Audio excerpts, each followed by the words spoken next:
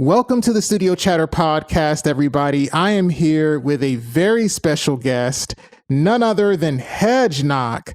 HedgeKnock is a Syrian producer. He is 18 and a half years old, and he is a producer of dubstep, halftime, and dance music. He is a phenomenal producer, one of the youngest guests that we've had on this show, and the first guest that we've had from Syria. How are you, HedgeKnock? I'm doing great, actually. I'm pulling all-nighter right now because I woke up just a few hours ago, and I'm glad to be here. Awesome. So if you guys have not checked out the music of HedgeKnock, I really want you to. It's really good.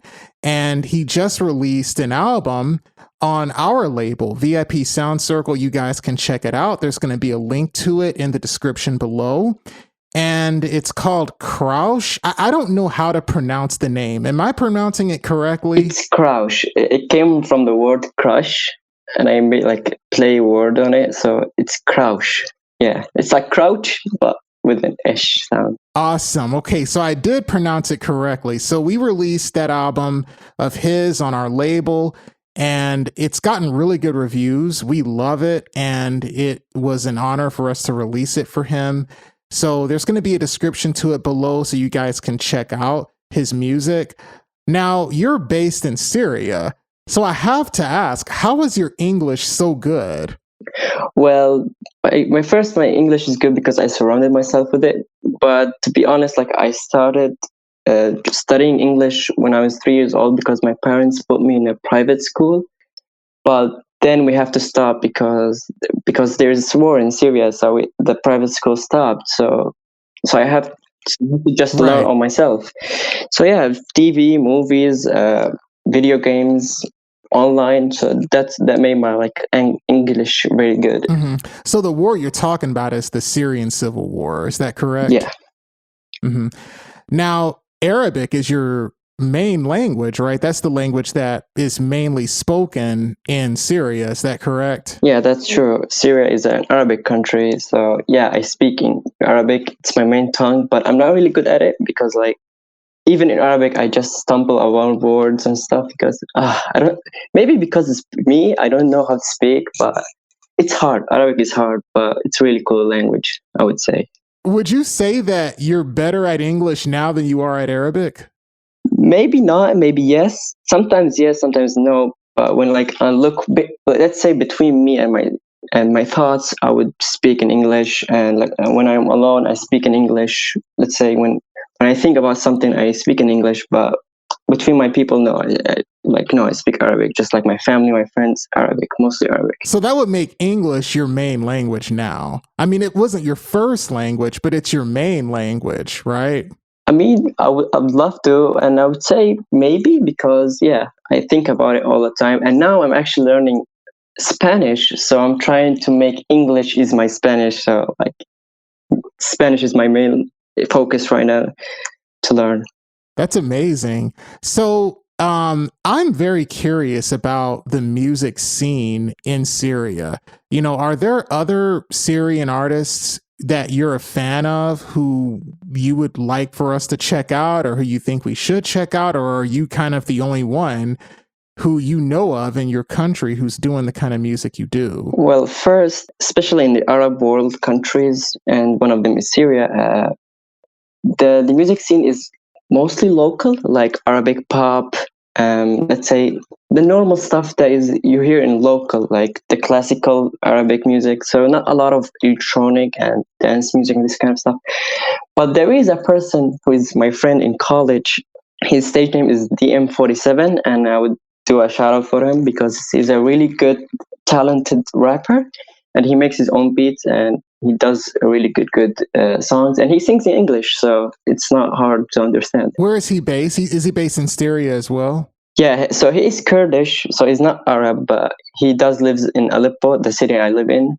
We go to college. We're in the same semester, same classes, so yeah. Awesome. So you do go to college. So you are in university? Yeah, I do. What year are you?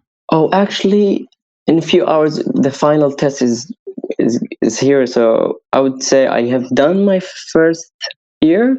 So I don't know. What do you say? Like first year freshman or freshman? Yeah, that would be correct. Yeah. And plus, if you're 18, that would be you're a freshman. Because I'm assuming that in Syria, like the United States, high school is from the time you're probably 6 to the time that you're 18, I would presume. That's how it is in most countries. Sure. Yeah.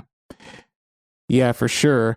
Now the type of music that you do is I would call like dubstep, halftime, that type of music.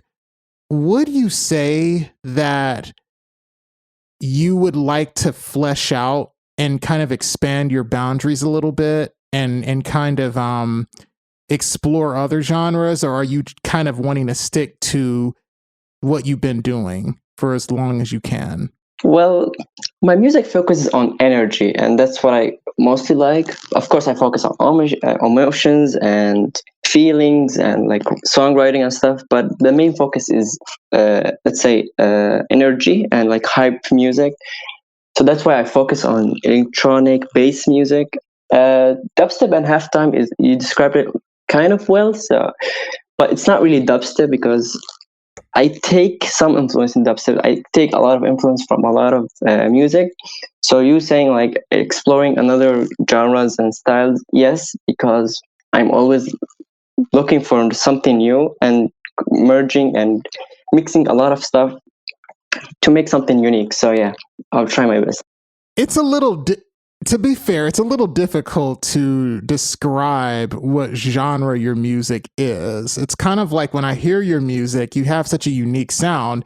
It's like I kind of just like, that is the HedgeKnock sound. Oh wow, I always dreamed of that because like when I hear a song from a person I really like, see inspiration from him, I always like, oh, when I hear these songs, okay, I know this dude made it. So that was my dream. And if people listen to my music, I wanted people to know me just by listening to it. So that's really amazing to hear from you. So thanks. You definitely did that for sure. I mean, who are some of your inspirations? I'm very curious because you said I listen to people who I'm inspired by. Like, who can you think of who you've been really like, wow, I'm gonna like, who really inspires you and who did when you first started producing? Okay, the generic story is that Skrillex is the first inspiration, and that's mostly of the bass music scene is inspired by Skrillex. And there's actually a long story for this, but let's just skip it. I would say from Discord, a lot of from the Bad Snacks community actually inspire me. Like you are one of them actually. Maybe not that much, but you do actually inspire me. There is Nico. That is the most backhanded compliment I've ever heard in my life. You know, you were kind of an inspiration, not much of an inspiration, but kind of. I don't want to be like, let's say, a sarcastic person. So I want to be honest. You make amazing music, but just like the style, like you make soul R&B style, right? Yeah, I understand. I'm messing with you. I'm not like. So I take a bit of inspiration from every producer, like Little Boy Aaron, Stephanie or Stelexine, Nico Santos. He's so amazing. Like, oh my god, I want to make music just like him. He's so good. Yeah, so all three of those guys have been on the podcast, so that makes me feel pretty good. And also, like, there's a lot, like Alvinos, Flowfall. I can't like count for tomorrow. And for people who are more known in the mainstream, mostly in bass music, just like Spacelesses. Spacelesses is like, you know, when they say the king of dubstep or the king of EDM, always people say Virtual Riot. And I would say yes, Virtual Riot is so good, but Spacelesses is like slept on. It feels more underrated than Virtual Riot. So I would say check out Spacelesses because he's so OP. So yeah, mainly my music comes from his style. I don't know if I would necessarily call Virtual Riot the king of EDM. That's a little bit of a tall order. I mean, a lot of people do. You know, when you look, a lot of people do. No. I mean, the reality is that, you know, neither one of Virtual Riot's albums were released on major labels. You know what I mean? It's like if you look at his success level, it's nowhere even close to Skrillex. It's nowhere even close to Deadmau5. Yeah. All right. And I'm not true. saying that they're better than him. Okay. I don't necessarily think that they are better than him, but I would say that as far as like your success, I mean, in order to be the king of something, I would think that you'd have to be more successful than Virtual Riot. Not that Virtual Riot hasn't been successful, but you know, I mean, let's be real. It's like he doesn't have millions of records sold. You know what I'm saying? But maybe people call him king of EDM because he's like the face of the bass music. So when you want to listen to bass music, the first person you look to is Virtual Riot. So maybe that's why people call him king of EDM. Yeah, that makes sense.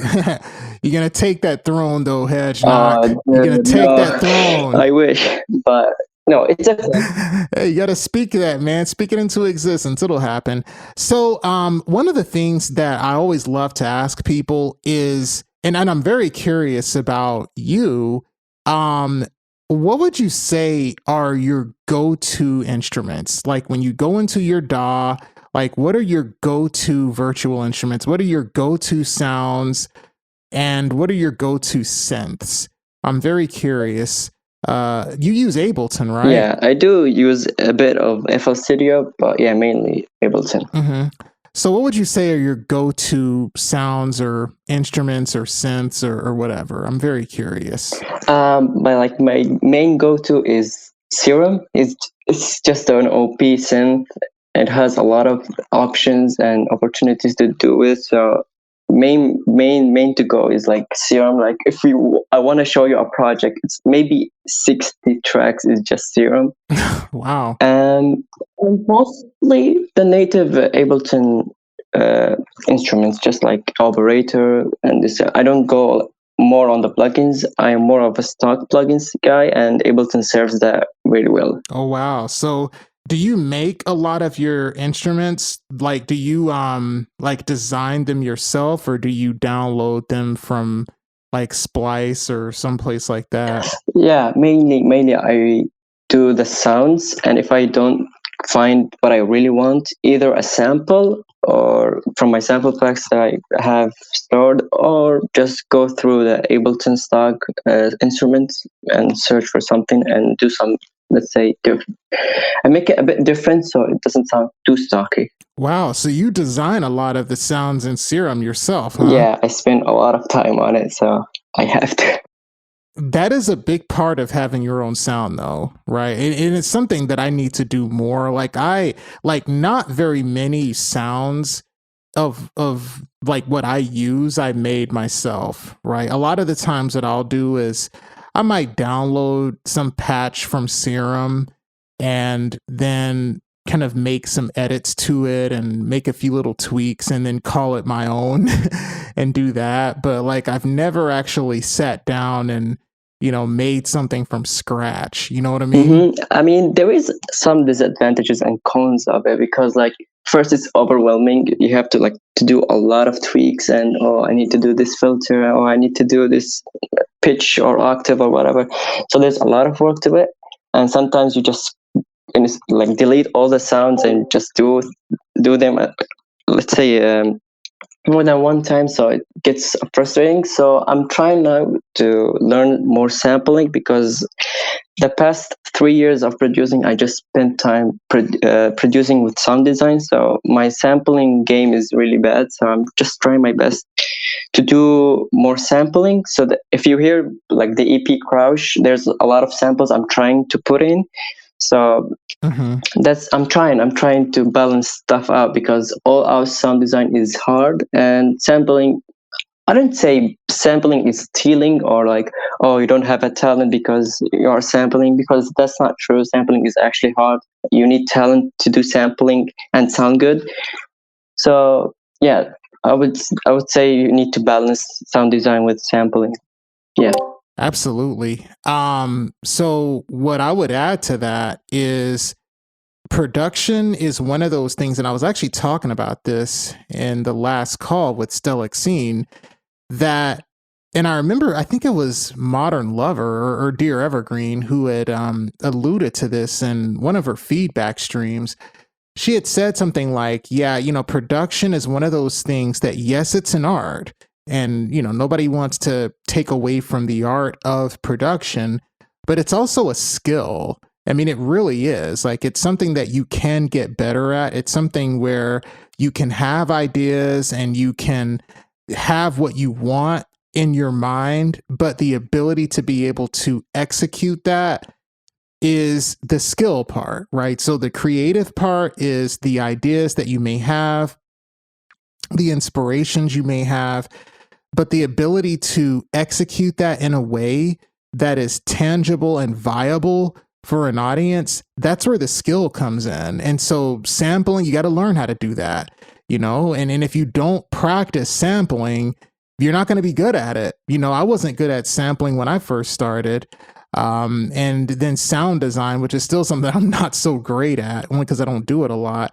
But yeah, I mean, if you are doing sampling and sound design a lot, you're going to be really good at it. Somebody like Bad Snacks is great at both because she does it all the time, Yeah, so what I get my inspiration from sampling is mostly actually Bad Snacks and Nico Santos. Like, the way he uses sampling is actually really good. So I'm always like, oh, if I want to learn sampling, I need to listen to some Santos. God, it's so good. Yeah, they're fantastic. They're amazing. How did you come to know? Because I mean, Bad Snacks tends to come up in almost every single episode because so many people I met through her Discord. How did you come to know Bad Snacks, and what kind of impact has she had on you musically, personally, etc.? Well, we all know that the basic one is that I saw her on the Andrew Huang video. I saw the video because Virtual White was on it. I didn't even know like Bad Snacks and Sarah. So I watched it and I liked Bad Snacks, but I didn't really follow her. I just watched it. Oh, she is really good. Sarah is really good. Virtual White was good. So, and I just moved on. Just the video I saw. Then the pandemic came and I saw the video of Dear Evergreen, the song Lab on Jubilee. I believe that how you say it.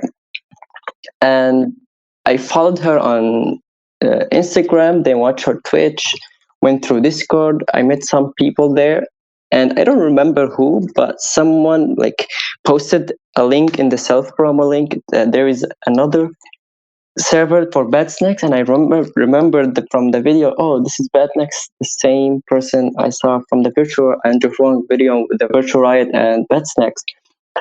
I was like, okay, cool. I need to go there and watch, and I was impressed. I was like, okay, people are more active there. There's beat battles. I was like, okay, I need to be here. Nice, very nice. Yeah, I've mentioned this several times before, but the pandemic was horrible. I mean, I don't know exactly what the pandemic was like in your country in Syria, but it was pretty bad here. And I've lost a lot of people that I care about. People that I love and adore have gotten very sick with COVID. Neon Vines, who was on our season finale, she got very sick with COVID, and I was concerned about her for quite some time. And I lost my mentor to COVID. And I've lost two other close not family members, but two close family friends to COVID. But the one thing that this pandemic did was bring us all together, because I don't think that would have happened had it not been for the pandemic. All of us being stuck at home and that sort of thing. So it's certainly not to take away from how horrible it was, but it really was something that brought us together. And I think it, in a lot of ways, I would say like it was very horrible, and we have to close like schools, so education had to stop and all this bad stuff. But yeah, I would say the online side was really, really good and brought us all together. And for me, as a production wise, because I had to stay at home, do a lot of music, that was my blow up in production. I didn't know I could reach that level in that short of time in pandemic. So pandemic did actually boost a lot of my creativity and production. And of course, I met a lot of people. And without the pandemic, I would never have been able to communicate with a lot of these people. So yeah, I agree.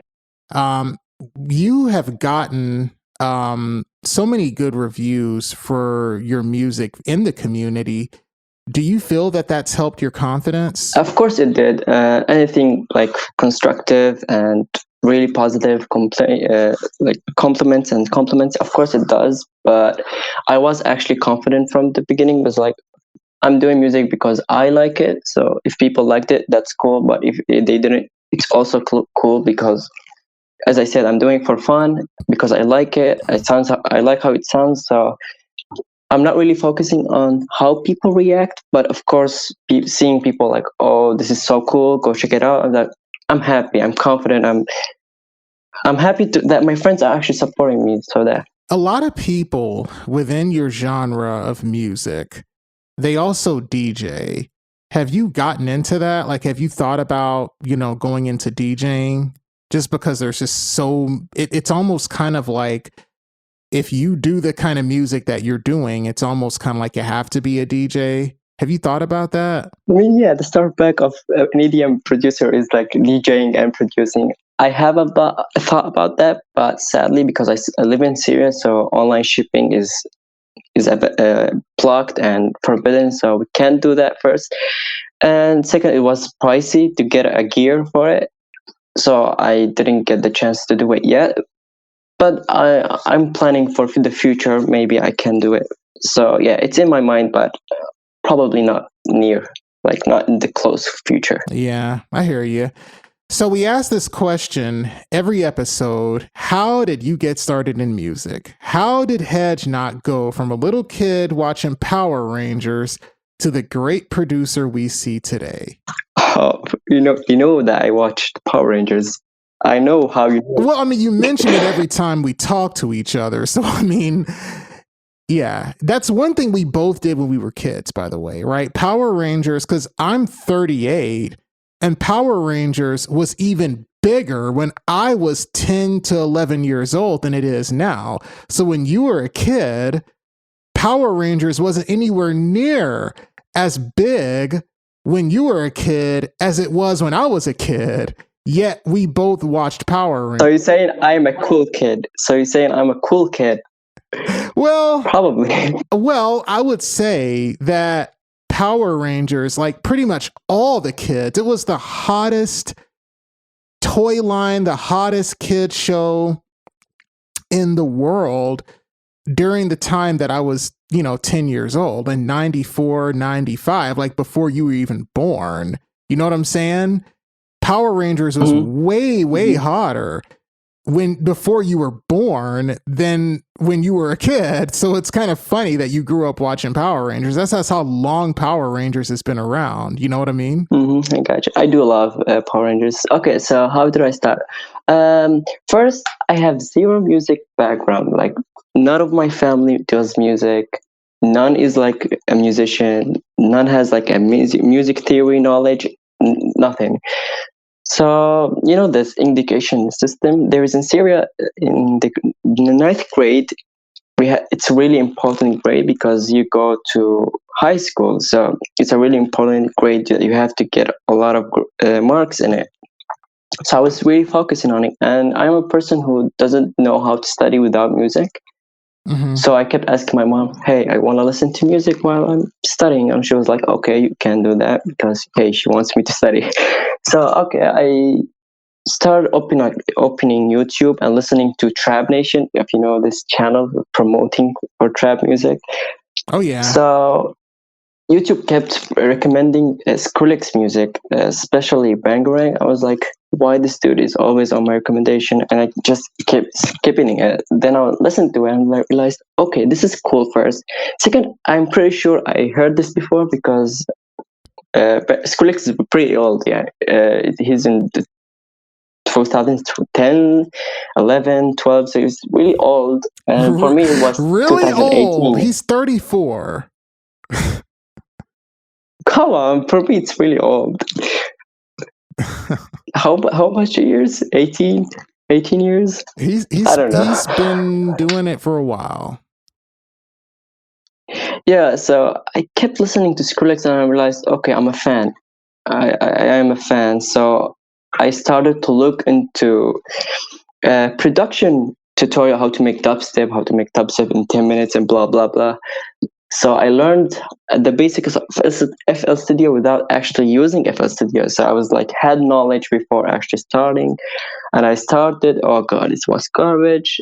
And let's not talk about that. But after that, I started to pick up on the music base. So I realized, okay, I have zero knowledge about music, and now I'm finally learning about that. So I kept learning, especially through YouTube and English websites.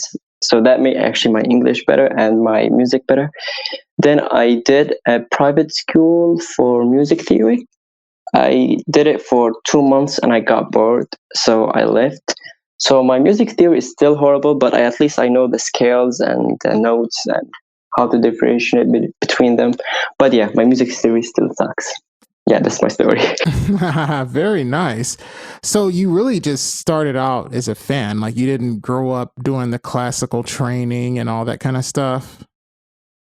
No. Always my dream was to be a video game programmer. And I'm actually trying to do, because my major is information technology. Oh, wow. Which is close to video game programming. Yes, yeah, so I'm still going for that goal.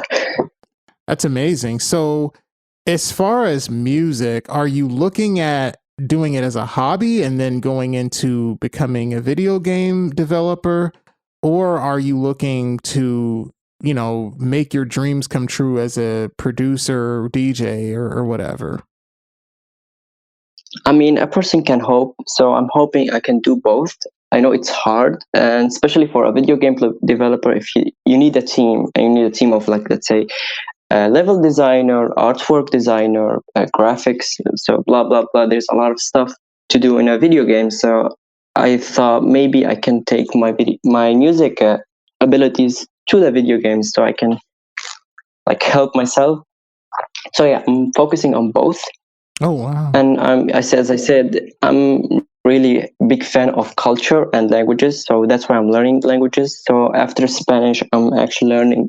I want to learn some Korean too, because I like to look at cultures so yeah, I have a lot of plans, but it's really hard to keep up. That's amazing. Are your parents supportive of your musical endeavors? I mean, yes, but no. I don't know how to say it.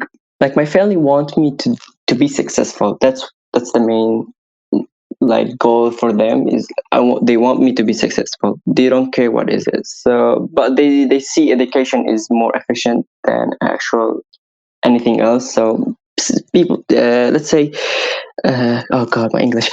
My family tells me that music, you should do it as a hobby, even though they're not a fan of my music. They don't like it. But it's like, oh, there's a lot of screens and that's not normal human music. And I was like, okay, but people like it. Come on.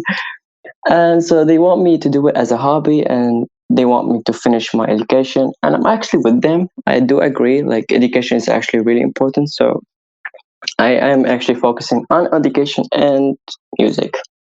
But I don't want to take it just as a hobby. Maybe a job, but not the main job too. So a side job. Yeah. So your parents don't care for your music, but it's only because they probably don't get it, right? It's not like your style of music Yeah. is something that your Syrian parents would really be up for, but do they see that other people like your stuff? Like, do they see, wow, okay, there is an audience for this? I mean, not really, because when I tell them, oh, well, some people like my music, I'm like, okay, that's the wrong response. So I don't know yet if they really recognize the success I'm doing with music. Maybe they are not really interested, but they're happy that I'm doing it. I don't know. We didn't really do a serious talk about it yet. So. Mm-hmm. Well, one of the things that I guess could happen is you could think about, okay, maybe I could flesh out a little bit and kind of broaden my horizons a little bit, not like completely change what you're, I mean, you can still do the kind of music you're doing, but have you thought about thinking, okay, maybe I can appeal to a wider audience if I broaden my horizons just a little bit? Actually, that's opposite of my music goal because, as I said, in Arab world, the music scene is not really popular. Just Arabic pop mostly and classical pop. It's more locally. So one of my goals in music is to actually share this bass music and electronic music and make the Arab world more known for, oh, this is electronic, this is bass music, make people listen to it more. So I'm actually trying to push this music to this area and this region. So it's opposite of what you're saying. That makes sense. So you're trying to be a pioneer. Kind of, yeah. The thing is, yeah, Skrillex was a pioneer. I mean, a lot of people, I'm not necessarily saying Skrillex invented dubstep, but he definitely made it popular. Yeah. I mean, you look at somebody like Kygo, who really helped to make tropical house popular. Mm-hmm. It's not necessarily that Kygo invented tropical house, but he definitely helped to popularize the genre. So that makes a lot of sense. But being a pioneer is hard. I mean, yeah, I'm trying to do it through YouTube since like YouTube is like really popular here. So I'm trying to push it through YouTube, but it's also hard. So I don't know. It's kind of hard. I don't know how to do it yet, but I have the goal. Are you guys allowed to upload things on YouTube? Because I know like there are some places where you can't. Yeah, we are allowed, but we're not allowed to do ads. And that's actually weird because when you get blocked from something, it's a negative thing. But in YouTube, it's actually the opposite because when you watch YouTube in Syria, there is no ads, no matter what the video is, because it's blocked. Wow. That's actually kind of a positive because in order to get ad-free viewing on YouTube in the United States, you have to pay for it. Yeah. So that's weird, but okay. That is really strange. I'm very curious about one thing, and you don't have to answer this if you don't want to, okay? I'm pretty sure you will. But have you sometimes worried that the style of music that you're doing may not sit well with the culture in your country or the culture in the Arab world? Now, as an outsider, I don't know enough about the culture, but when I look at a country like Saudi Arabia, it's a country where, women don't have the same rights that women have here, et cetera, et cetera, et cetera. And I don't know exactly what it's like in Syria, but do you sometimes worry that the type of music you're doing may not necessarily sit well with the culture in the Arab world? I mean, people don't care about this music. I mean, like people ask me, "What music do you do? What kind of music do you listen to?" And when I give them the music, they just like, look, it's strange. They don't give me like, "Oh, you're a weirdo" or something. Just say it's a strange, not really kind of popular. Make something that has like more lyrics, more local. I tell them, no, that's just what I enjoy, and no, I won't change, and I won't really care about what people around me say, even positive or negative, because this music makes me move. So without this, and I don't saying like move as a dancing, no, I say move as a progress in my life.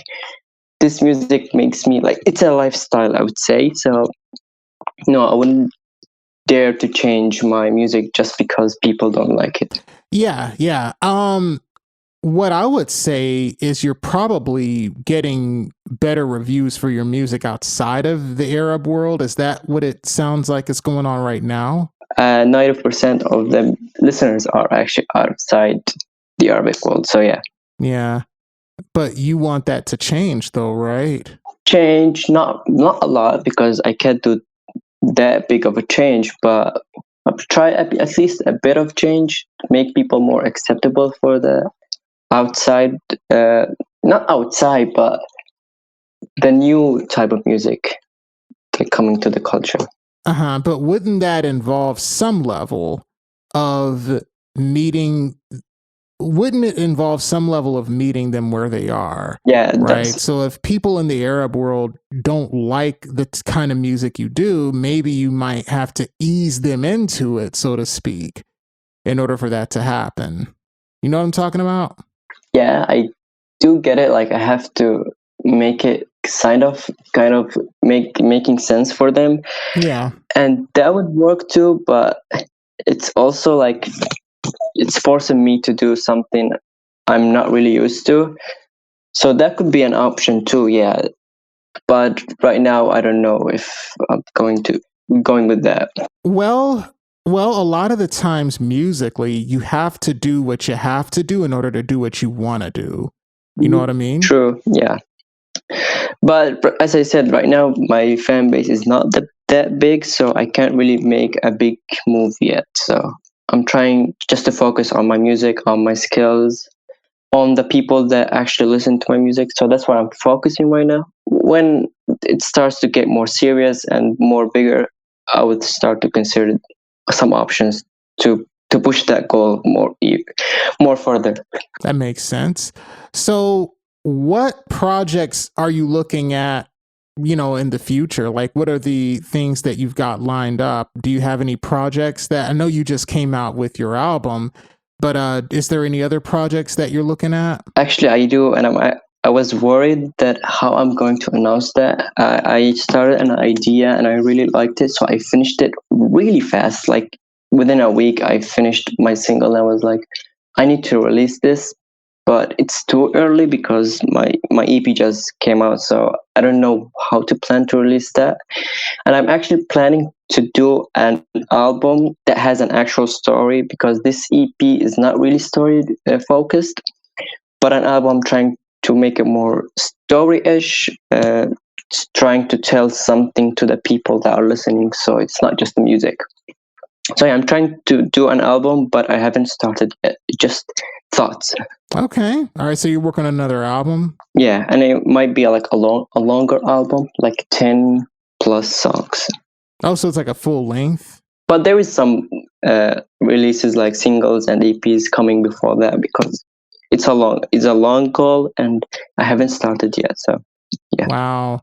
Well, I have to say, HedgeKnock, I'm a big fan of your music, regardless. And this has been great. This has definitely helped to, get everyone, I think, to get to know you more.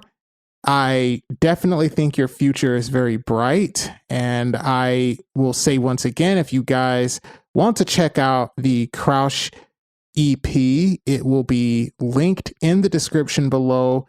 HedgeKnock, thank you for coming on. Thank you for having me. I never thought that I'm gonna be like on this, let's say, studio chatter. So I'm happy to be here and I'm happy to chat with you. So yeah, I'm honored. Well, I definitely appreciate you taking time out of your busy schedule to do it. Thank you.